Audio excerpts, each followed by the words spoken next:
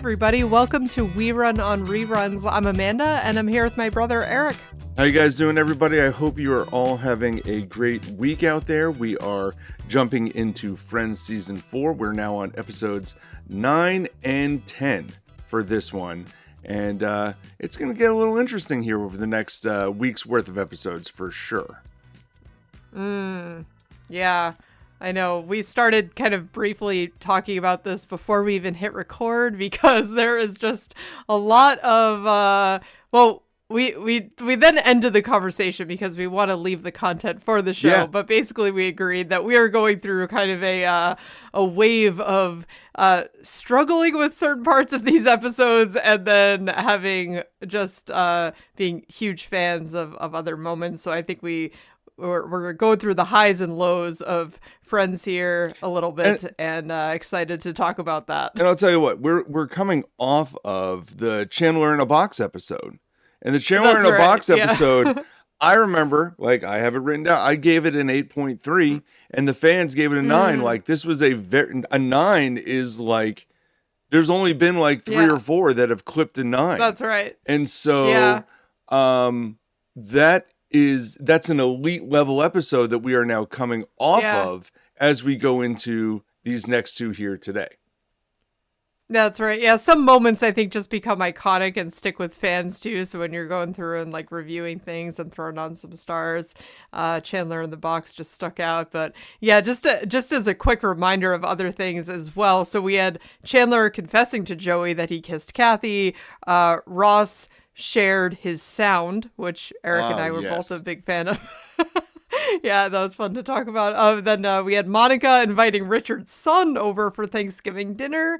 Rachel showing Ross all of the sentimental stuff she's kept when he accused her of not having feelings. And yes, of course, then we had Chandler in the box to apologize to Joey. And then Joey finally let Chandler out of the box so he could go chase after Kathy. And Eric, to that point, to me, what stuck out with these first couple episodes back from all of that, fuss about Chandler getting with Kathy and all of our conversations about the Kathy Chronicles. Yeah. I mean, I guess we're still in the Kathy Chronicles, but Kathy is really nowhere to be found in these episodes. No, she's really not. She is not. She's heard of. But not seen. Yes, she's mentioned. Yes, but that's about it. So, and that's really all I had as far as like bringing us back to current time. So right now we're in season 4, episode 9. We're going to be talking about 9 and 10 today. Yeah. So season 4, episode 9. This is the one where they're going to party, where Mike Gandolf Ganderson is going to show up, and Ross and Chandler are super excited to head out and go party across the town with their old friend. Meanwhile, Monica is now reviewing restaurants for a newspaper, but ends up getting a job working as the head chef at Alessandro's. And Rachel tries to become an assistant buyer and gets absolutely killed in her interview before Joanna gives her own promotion, but then she never gets it. Oh, my goodness. I mean, my favorite part about that whole plot line is how happy, was it Sophie? Is that her name? Sophie. She's like, oh, I guess you didn't hear about Joanna. I did. I sure did. Yeah, so, let's talk about that. Let's talk about that then. Yes. So the plot line in general is that, Rachel wants to become an assistant buyer. She gets this interview that Joanna gives her the opportunity to do. Instead, Joanna absolutely kills her in that interview. And then when she saves her and gives her an assistant buyer job in her own department, she ends up getting hit by a cab the next day and has never turned in the paperwork. So that's really what we're talking about here. Anything from this that jumped out at you?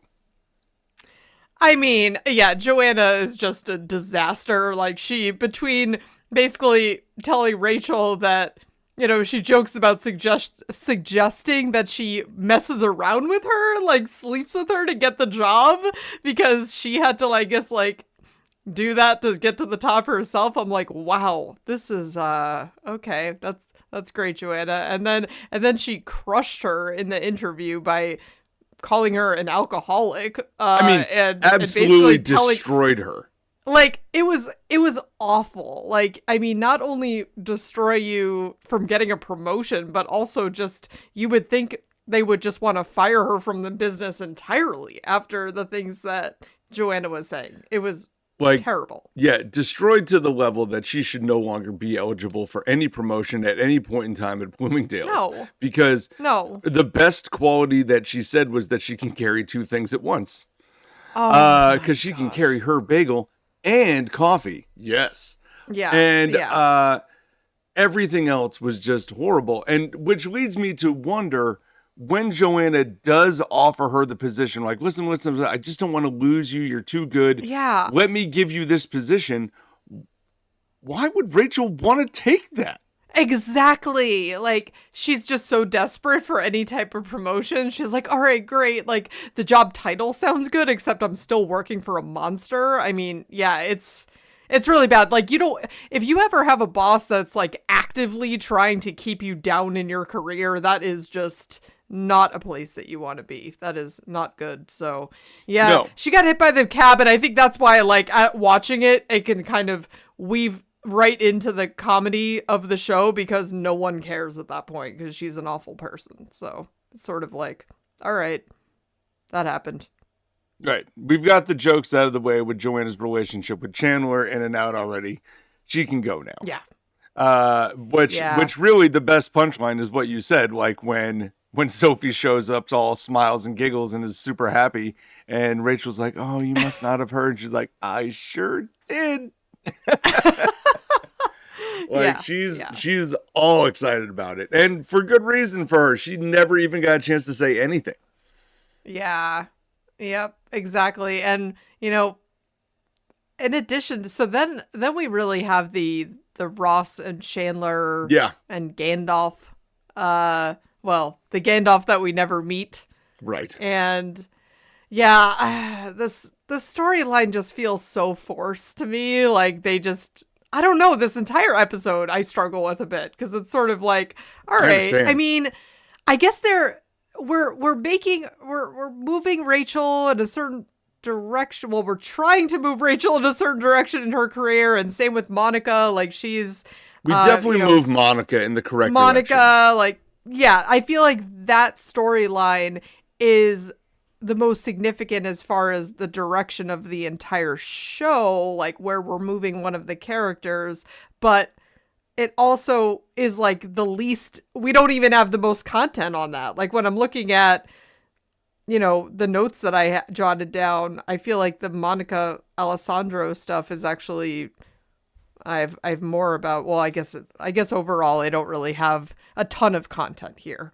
Well, the Monica Alessandro stuff is also paired with the Monica and Phoebe.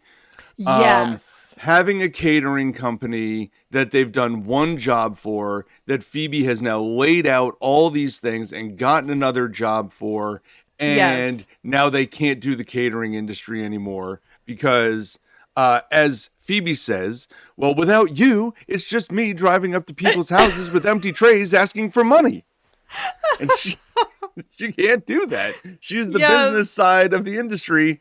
You need the chef. Yes, I know. And then Monica, like, so, she's replacing the dad in the kitchen at this family-run restaurant, too. It's like, you should have just stuck with Phoebe. I mean, this is a miserable role for her. Sort of similar to Rachel, wanting to accept the job from Joanna. It's sort of like, Monica, I get that this is also theoretically a step in the right direction in your career, but wow, what a horrible opportunity. So I almost feel like there's a lot of parallels there, where it's like, yeah, you're making moves toward the thing that you want, but I don't know. This is a horrible, horrible job for her too. It's it's a really tough spot. Now it brings in a lot of comedy with it, but it is Yeah. it is like when you think of it on the base level as a person who gets this promotion, it's a really hard spot to be in, to step into the head chef role of a restaurant run by a family who's just had the father fired and replaced. There's no galaxy. And if you're Monica and you're coming in and he wants to make you the head chef, you have to be able to claim, listen, I got to get rid of this staff. I got to bring in my own people. And otherwise this is tough for her, and it's tough for her for a little while. But I will say, in both instances, if you see progression in your career available, people definitely will opt to progress. You want to jump at it. Yeah. Absolutely. Yeah. People will jump at the opportunity given, despite it being maybe not the ideal circumstance. It's true. That's true. Yep. Now, if you're Rachel, I feel like Bloomingdale's is a major company. There are opportunities everywhere. You don't have to work for Joanna. Like you can, or you could leave and go to another massive fashion industry with your experience now that you've got under your belt at Bloomingdale's. Monica, this is a very independent situation. You don't have these chances. And it kind of just happened out of nowhere too, by chance. Yeah. These opportunities do not arise. And so she's got to take this chance when she gets it, which is why it's good of Phoebe also in the catering section to be like, listen, I don't want to be the reason you don't want this. Like, this is the job that you want. Like, go out and get it. Yeah, it's true. I know, and I go back and forth with this because part of me is like, yeah, you just made this commitment with Phoebe about, excuse me, hold on. What is happening here? We're going to have to, sorry. We're going to have to edit that out. I don't know why I said excuse me. We always edit out the stuff that you make mistakes on. We leave the stuff that I keep. Did you see the last reel I did, by the way? Oh, no. The last reel was like you blaming Chandler for the breakup. Oh, yeah? It was like, you know what? Chandler Bing's the one, and he's responsible for this whole thing. I like that. It's a hot take. It is a hot take. That's where I started it. All right. Anyway, continue. All right, guys. All right. Sorry. So, let's get back. So, no, I'm losing my voice today. So I guess where I struggle with this is I understand that this is a great opportunity for Monica that kind of came out of nowhere. She has to jump at it. Whereas really that's where Phoebe gets, because she can see how much Monica wants it. But at the same time, I mean, they made this huge commitment. They bought a van. I mean, that's a big deal. Phoebe also doesn't have another opportunity right now. They kind of made this decision together. So no, for her she's going to start the new A team. Oh God. It was in the Notebook. I was in the Notebook. And you know what? And that's the thing. It's like Monica really was clearly stressed about this decision too, and came up with about 30,000, different jobs that Phoebe could do with the van. So I get it. She's struggling. They didn't want her to come off as being completely just, heartless here, because she's not. And she does care, but it's a tough decision. It is. It's not a tough decision. It's not a tough decision. Here's the thing. Monica needs to take this job. Yeah. This is a home run opportunity for Monica. If I was going to be suggesting that there's a mistake made here from like the Friends writing staff, like, why write in this whole catering situation? It's very awkward. And then immediately cancel it. Right. Like, you could have had something here with Monica and Phoebe doing catering for a little while. But now you've like quickly promoted Monica, and you've left Phoebe out in the lurch with nothing to do. Yeah. Well, now, I guess there may be reasons for that as we go forward. Yeah. But, like, that's the only thing I can think of. Why would they do that? Yeah. And like, listen, no spoil. I mean, listen, if you're getting spoilers here, like, you're in the wrong industry. This show's been around for a while. But as we go forward, we realize Lisa Kudrow is in fact pregnant in these episodes. Yes, right. And right, there is right. an opportunity here where they said maybe we can't do that because we're going to put her into this storyline in the future. Yeah. So because she's going to be involved in that, we got to get Monica something to do. And so I this can might see have where just they been a had quick to pivot. Yeah. Yeah, because otherwise, why start the catering industry and then cancel it within like 3 episodes? You know what? You're so right. That must have been the reason. Has to be. Yeah. Yeah. Because it's like that could have been a kind of a really funny and different avenue for the show to take, having them work together. But you know, then the two of them specifically having Monica like Miss Straight-Laced and Phoebe, who's very much not, even though Phoebe ironically is doing the straight-laced job and Monica is doing the creative job in that company. Yeah. Like, it would be very interesting to see that play out. That being said, as we go through the episodes that we're going to cover, not just in today's podcast, but in the next one as well, it does start deviating, and I can understand why they had to potentially break it up. It's true. That's true. Yeah, no, that does make a whole lot of sense. And as I kind of mentioned earlier, then we do have the Ross and Chandler, going to a party with Gandalf, or going to party, not a party. They're just gonna party. And, just gonna party. Because Kathy is with her parents, is what Chandler mentions, just like briefly in this episode. It's like, okay, so she's... Yeah, how do we discount her quickly? She's out of town. Yeah, she just has a bunch of little excuses over these couple episodes. And, I love how they're surprised that Joey doesn't know Lord of the Rings, too. It's like, this is a surprise to Ross. Yeah, and like, Lord of the Rings, he's like, didn't you read Lord of the Rings in high school? And I'm thinking, it's not exactly like canon literature for high school. Like, No, it's not. Something that you would, like, if you wanted to pick it up, you could have read it, and that would be like a decent time to do it. I think it was just popular with a bunch of kids during that period, but that was that if you were a certain group of kids, not all the kids. So no.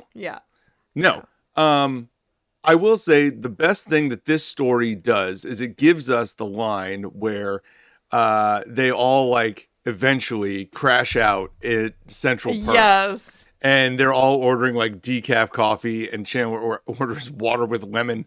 And he says, I'm 29 years old, damn it. And I just want to sit in a comfortable chair and watch television and go to sleep at a reasonable hour. Yeah. And I have seen that clipped over and over on social media as people being like, I finally understand this. I get this joke now.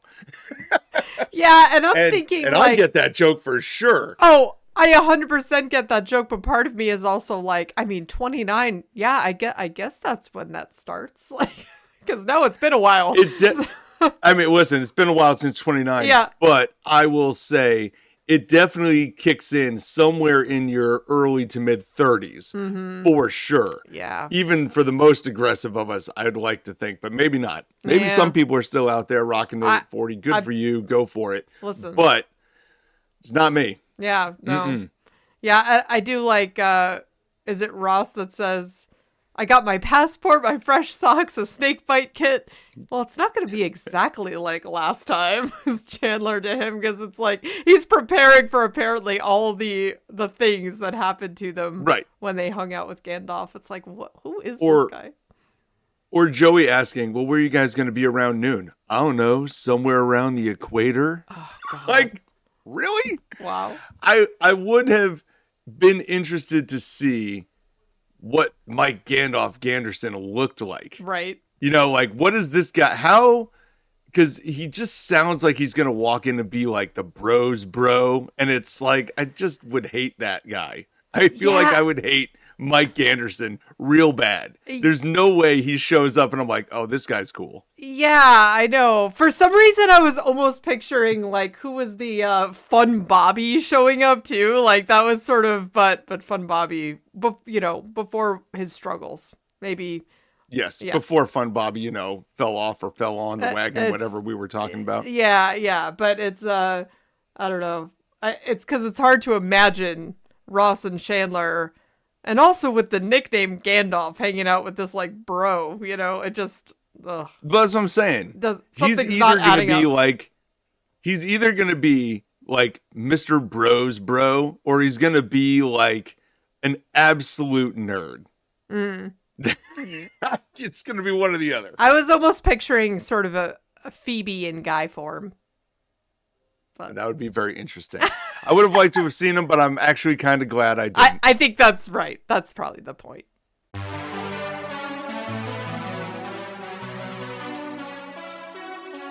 All right, so now we're going to jump into season 4, episode 10, which is the one with the girl from Poughkeepsie, where Ross has met a girl on a train who lives about 2.5 hours away in Poughkeepsie, and he has to decide ultimately if he should start seeing this girl who he likes everything about, but is over 2 hours away, or see this girl who sounds absolutely horrible, but is local.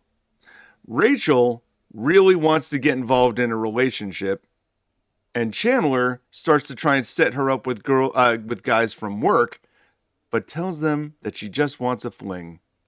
And Monica hires Joey just so she can fire him in front of the staff so she can assert her dominance in the kitchen.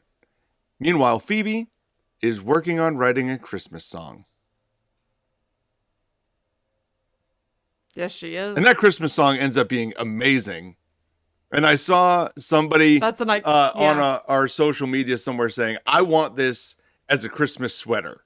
Like just the lyrics. Oh my. I would buy that for sure. That Christmas sweater would be amazing.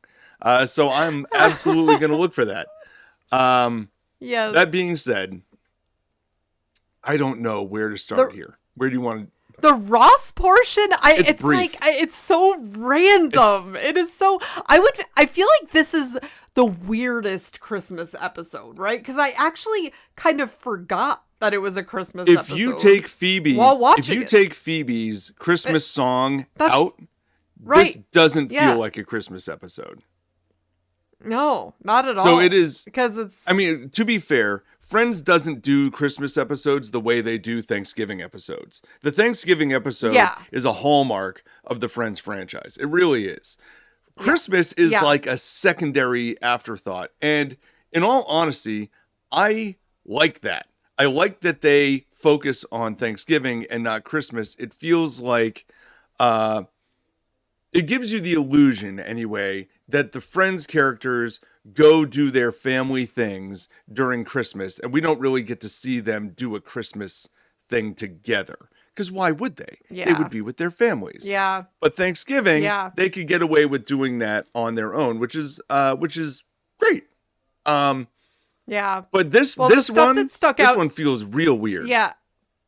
Yeah, and I guess just going into the rest of the Ross with dating the two girls, my favorite part, I guess, about that is just, well, there are a couple moments that aren't really funny, but when he's describing kind of the two girls, and he's like, well, I guess she's just as pretty, and I guess she's smart. She's not fun. And it's like, and then he's describing some joke that she said, and he's like, if she was kidding, she's very funny. If she wasn't kidding, she's stupid and kind of a racist. Right. And it's like, they don't tell the joke that she told, but just hearing that is, the delivery from Ross is really funny. And this girl in Poughkeepsie sounds great. She sounds like she's got everything. But she's over 2 hours away, and do I want to ride the train all the way out to Poughkeepsie all the time? Sometimes you gotta do it in the mess, as Joey would say, and you gotta get on the train and ride the train all the way out there. That's just how it's gonna work. He's riding the train so much that he's falling asleep at Central Perk, and they're asking which Phoebe's what was Phoebe's song about, because they want to, remind him that he's just been fast asleep. And he's like, the one with the cat, even though she's singing the Christmas song. Yeah. It's definitely interesting. I do like the moment where he's like, okay, based on Phoebe's advice, he's going to go break up with both Yes. girls. The one girl sounds Again. terrible. Break up with her. You're going to get on the train. You're going to drive far away and say, listen, I'm breaking up. It's over. And he ends up falling asleep on the train and takes it all the way to Montreal, where he then meets this other girl who seems very nice at first blush. And essentially, Ross is like, so do you live here? Oh, no, but it's only a 2-hour like ferry ride to Nova Scotia. So now it's like a 6-hour ride at least. Yeah.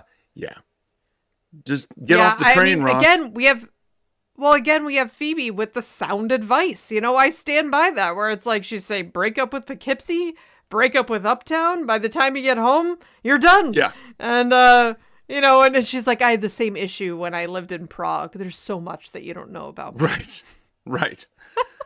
I would love. She comes in with the logic time and time again. Someone, it's probably already been done, but someone needs to like write a fan fiction about the life of Phoebe and all the things that she mentions that we don't really get to see. Like that would be fun. Her past lives too. That's what I'm saying. There's a whole epic story about her past lives. Oh yeah, listen, there would be a lot to go on.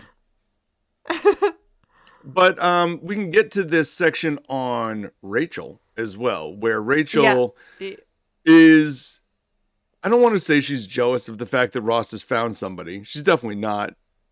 But she definitely is tired of being alone and wants to start dating somebody, and mentions that, you know, even if it's just like a short fling, like I want to be able to be involved with somebody. And so... But you don't say it's a fling. Well, you don't tell Chandler this information because he's not Chandler. The one with the good advice. And he goes to work and basically tells all these guys that, oh, yeah, she's just looking for something casual, some fling. And he's being women, no. Yeah. He's being given all these like tickets and things that he can be bribed with, and essentially shows up with all these guys for Rachel, and she goes out on a date with one of them, and, you know, she flings with this one, and essentially she comes back, and when she finds out that Chandler said that, she is not happy. And he's like, why would you be happy? Like, I would love it if someone Well, but do you know what? One of the things that stuck out to me on this rewatch, when Chandler was asking his coworkers if they want to date Rachel, and the guy who comes up, did you recognize who the guy who comes up who's like, whoa, is this hot Rachel from the Christmas party? Because do I recognize him? I guess I didn't. Yes. Oh, well, so I know, because we've mentioned How I Met Your Mother several times. So this guy also played a very small role, kind of similar, in How I Met Your Mother. Okay. If you can remember. You're going to have to tell me, otherwise we might be here for a while. But do you remember the episode? He does look familiar, but I couldn't tell you where he'd be from. Yes, and that's why. So I like to point out how there are all these like stolen moments, I would say, from like the Friends plot lines that then get recycled and reused in a different and creative way in How I Met Your Mother. But it just is kind of funny when you see like literal characters. So this guy was, you remember the one where Ted is chasing the girl where her window is now open? Where the old lady calls and she's like, the window is open. And there's like the iconic, I think he calls her the ultimate girl next door. It's Maggie. Maggie. Yeah. Yes. Make adjustments. So, go get it energized. This is the guy who's racing that with him. Robin is trying to distract. Yeah. So he's not chasing after Maggie too. Yeah. Same actor. Same guy. Yeah, you're right. It definitely is. Yeah. Wow. And it is a very similar role, too, where it's kind of like that. Yes. Whoa, hold on. She's available now? Like, that's that same concept. Yes. A much smaller role in Friends, because that character in How I Met Your Mother is throughout the episode. But still. Yeah. And I do like the one guy who's like, no, I'm not really that interested. And then this guy steps up and is like, whoa, Hot Rachel from the Christmas party? That one? And then the other one's like, well, hey, hold on a second. I want to put my hat. He just figured he's trying to like set up, his friend that maybe can't find anyone. And, right. Yeah, was picturing someone entirely different. It's like, wait a second. No. Oh, that is her official name. Like, that's her real name. Hot Rachel. Full name. Hot Rachel from the Christmas party.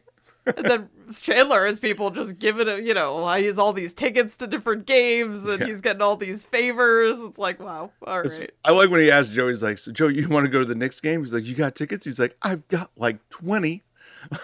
He's just got all these tickets from people who are trying to like one up each other. It's great. Wow. He's kind of the pimp in this scenario here. That's what's happening. That is what's happening.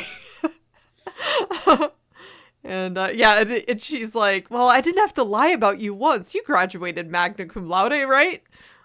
Yeah. Yeah, sure. Seems like someone who would have done that. But I do like the moment between Chandler and Rachel at the end of this episode, too. That was a very touching. It's like, then he's inviting her out to one of his many hockey games. So it was a cute moment between them. Well, and interestingly, like, we get in that moment, like, where they're having a little, like, sweet moment together, and Chandler kisses Rachel on the forehead. And we also get a moment earlier where Monica and Joey are setting up, and he's like, I'll see you at work, and she kisses him on the cheek. And so, like, we get these, like, friendly, like, touches, if you will, throughout the episode, which is very interesting. It just kind of, like, helps resonate maybe how close these people are, like that they're not friends, they're family. Like that's where this is like coming to at this point in time. We're 4 seasons in. Yep. I agree. I feel like they do a good job of really trying to always remind the viewer how close the friends are too, that you don't always see just interacting one-on-one, although we do see here, like Monica and Joey, I like that is really the only saving grace here, because I really do struggle a lot with this whole Monica being bullied at work. It is so awful, Eric. Like, it's hard to watch. I just couldn't do it. Like, in this, I would not be able to keep this job. I mean, or I would just stand up for myself. Like, Monica, what are you doing? Like, she is just shrivels. Well, she just shrivels in this role, and it's awful. If you want to point to anything, like, so if we're going to talk about this Monica at work situation where she's just getting flat out bullied constantly, Monica, when we get to the ratings of this episode, one of the things I will always point to is, are the characters acting like themselves, right? And Monica is like the drill sergeant all the time.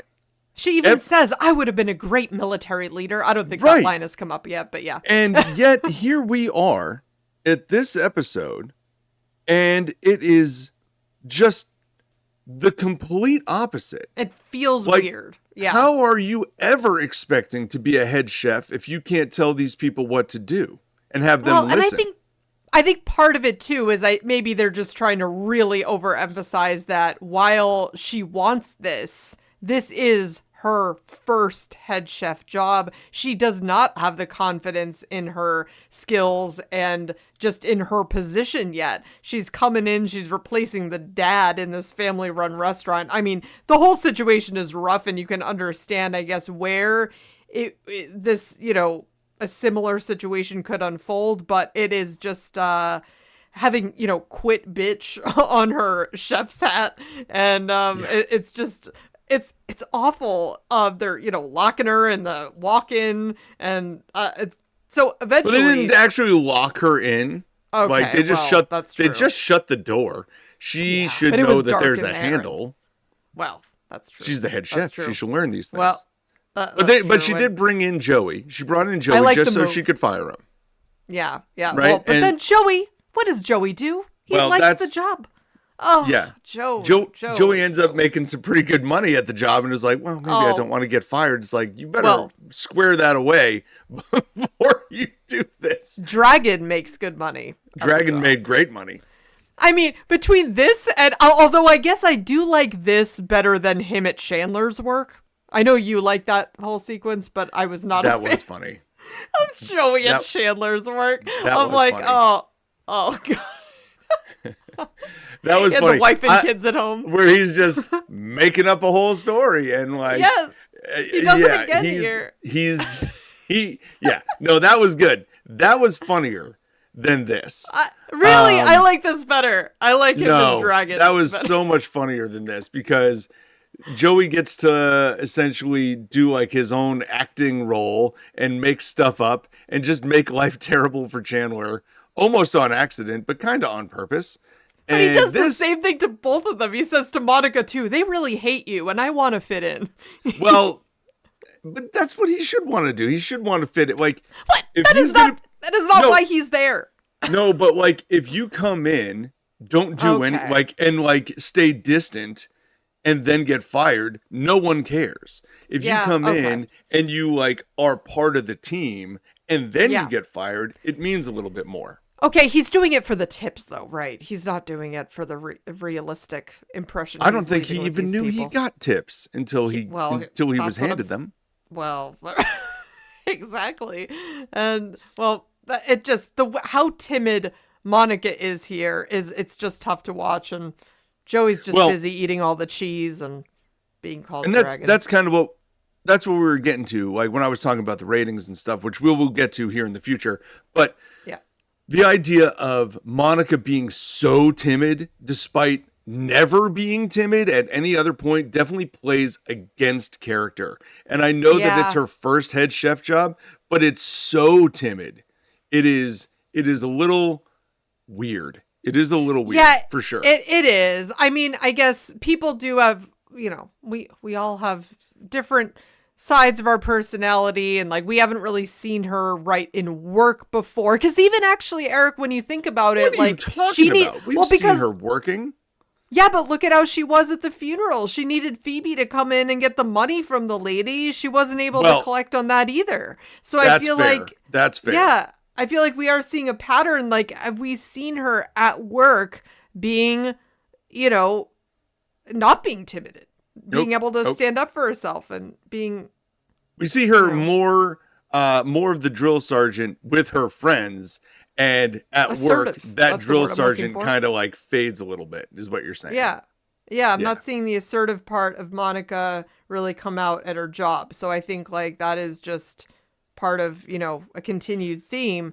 We get that at the end of this, though. We did eventually she is able to fire Joey because Joey steps up and realizes that he needs to help his friend out really badly. So he does do the thing he's supposed to. Monica fires him. And then she's able to tell the waitstaff, okay, you do this. And like her confidence spikes and everything starts falling into place a little bit. And I don't think at this point we then see any more bullying at Alessandro's. She starts whipping this place into shape pretty quickly. Yeah. Because I would say the worst of it to me was, there were a couple bad moments, but where that one lady, I'm like, how rude is that just in general, where she's just saying she doesn't speak English. And it's like, what? Yeah, and then she's talking with her. I'm like, this is just bad writing too. I'm like, why? Why would you? I mean, what? Wow. I am okay with that because obviously the one waiter is taking on the brunt of, hey, I'm going to be the most annoying, like evil person that she's got to deal with. Because all the cooks say nothing. They don't do anything. But you need somebody else to say something or do something to showcase, hey, it's not just one of them, it's all of them, And so it's only one line, but it's worth it. And she's the first one to then whip into shape when Monica's like, you get the swordfish. And then she's like, off I go. So, changed real quick. Yeah. And, but again, the end of this episode, I do like that it closes with Phoebe's song. And so if you haven't heard it, you guys need to turn on this episode and watch the end so you can catch Phoebe's song because it's a classic. I was going to attempt to like sing the whole thing, but I can't do it justice. Yeah, no, I can't sing to start. Yeah, and it's a long all I one. know, it is, and it's so worth it. I would highly recommend getting a look at that. Although my favorite part is that she spends all this time trying to figure out how to rhyme all the names, and then when she gets to Rachel and Chandler, she just mumbles. Yeah. Yeah, amazing.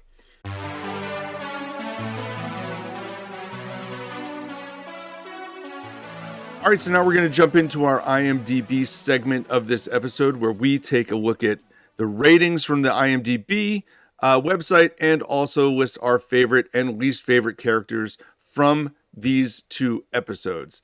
So let's go with characters, Amanda. Who do you want to do first? You want to do favorite or least favorite? Because I have a feeling you've got some least favorites in here.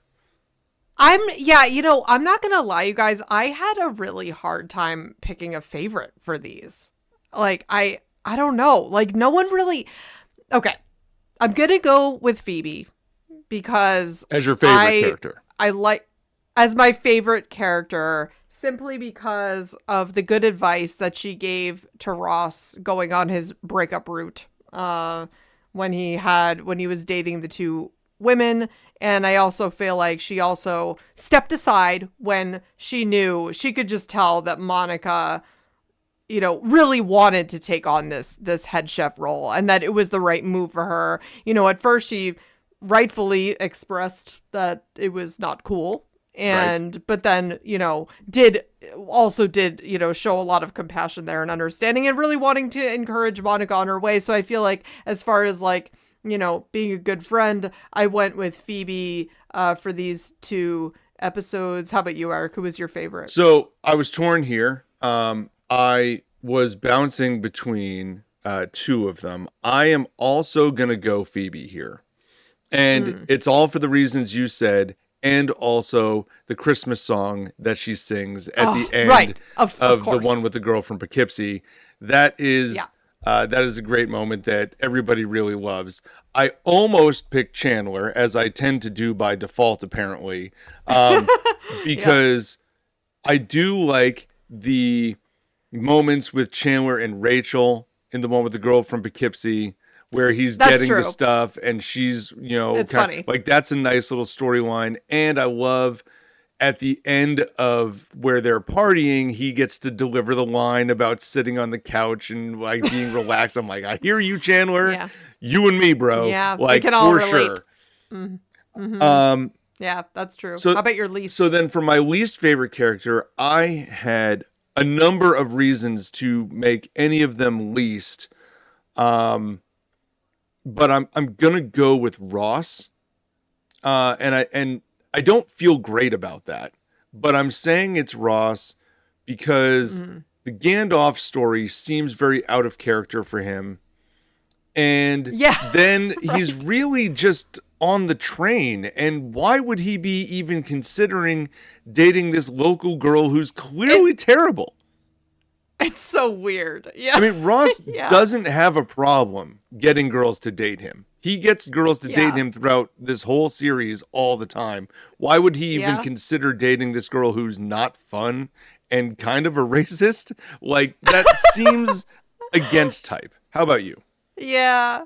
So I went with Monica on these just because I was a little bit, I get it why she had to take the head chef job. It does just make sense. But I also was like, oh, that was just rough because literally they had just made this decision. Like, if they had been working in their catering business for, several months and they had had all these experiences and, this is now a new opportunity. I get that. But to make this like hard turn, like so fast, it was just like, oh God. And then on top of that, she just seemed miserable. So it's like, I don't know. It just seemed like a bad choice, but I also get why it just kind of had to happen. Yeah. And so I will say I thought about Monica for a long time there as being my least favorite. I ended up settling on, I feel bad for her more than I dislike her.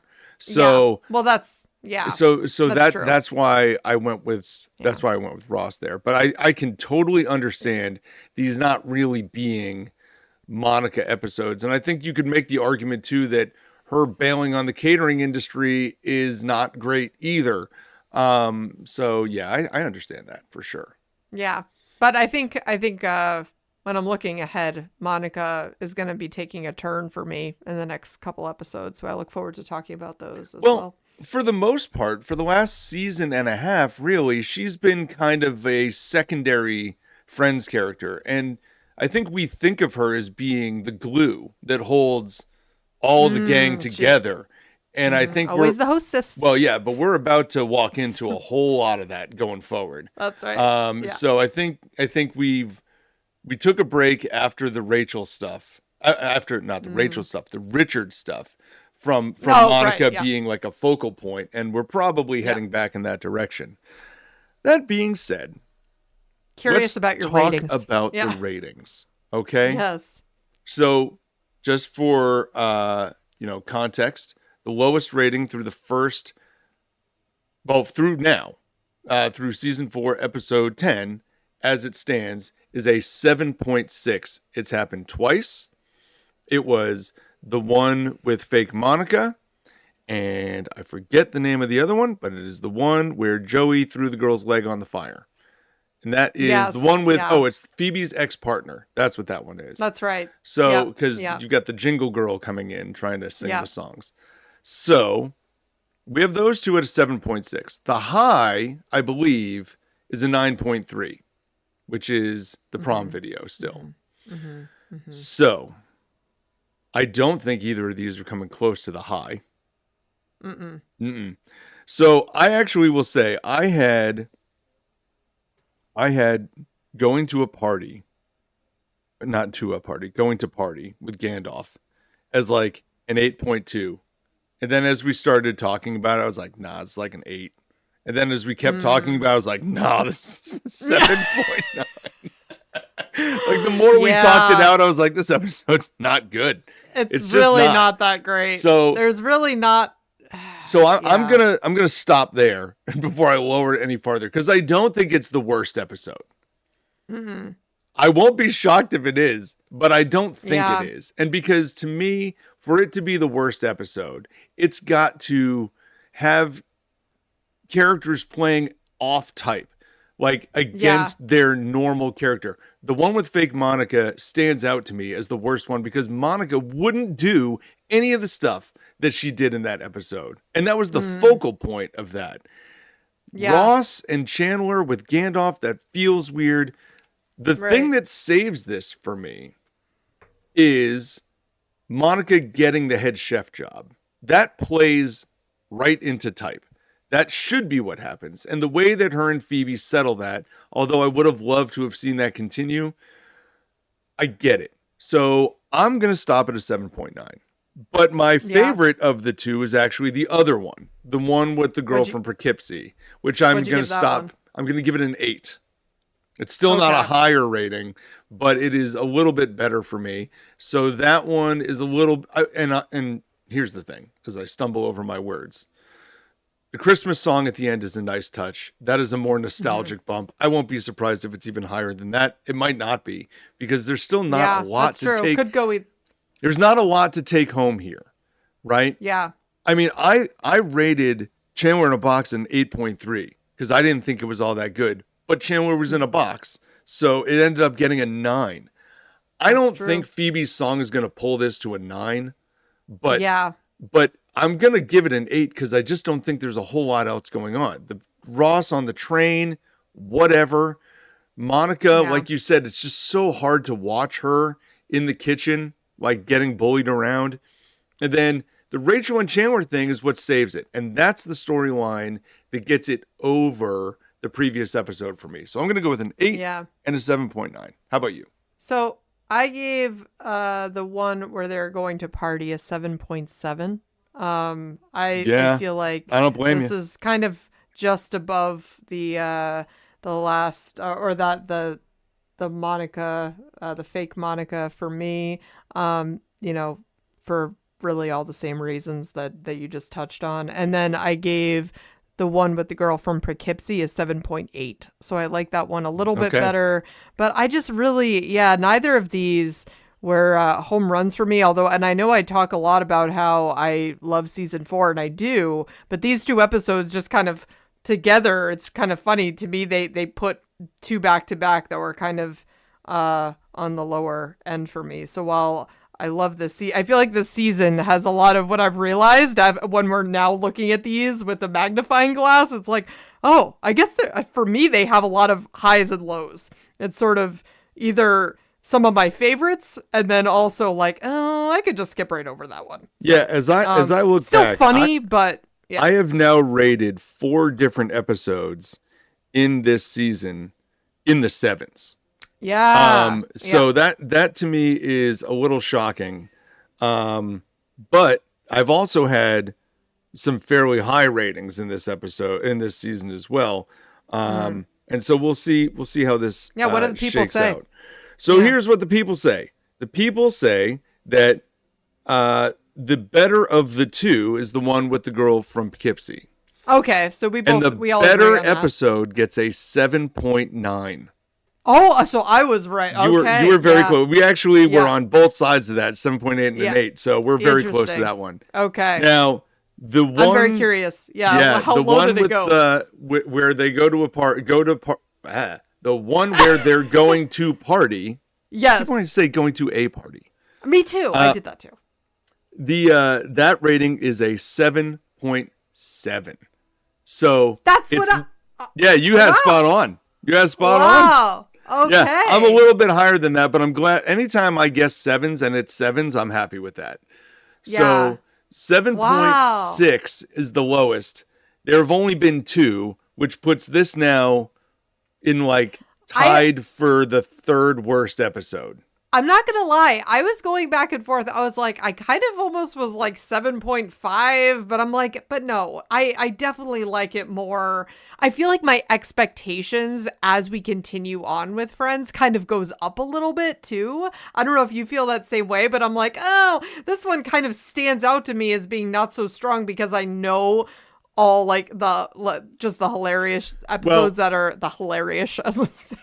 Hilarious-ish. The hilarious episodes that are to come. So I kind of feel like the ones that fall flat a little bit just stand out. So I end up being a little bit harsher with my ratings, maybe. I feel like we're getting to a point where it's either a good episode and it's an 8.6 or higher. Or it's a not good episode and it's an 8.1 or lower. Mm-hmm. It's hard to find that middle ground right now, although there have been plenty, and I have done a number of 8.3s, 8.4s, 8.5s, but that is a tougher ground to fall into as we seem to go forward here. But the people have spoken. These are definitely on the bottom end of the episodes, and I don't blame them. Yeah, but I definitely look forward to what's to come because we're about to take a sharp turn, I think, in the other direction. Yay.